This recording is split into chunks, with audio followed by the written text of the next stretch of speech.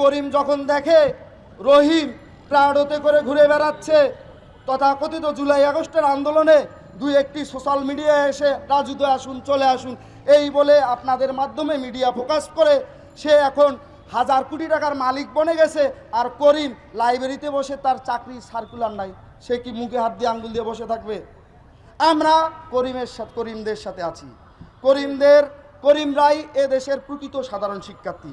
আর সাধারণ শিক্ষার্থীর লেবাস ধারণ করে এই বৈষম্য বিরোধী ছাত্র আন্দোলনের অধিকাংশ নেতাকর্মী সমর্থক আজকে নষ্ট হয়ে গেছে।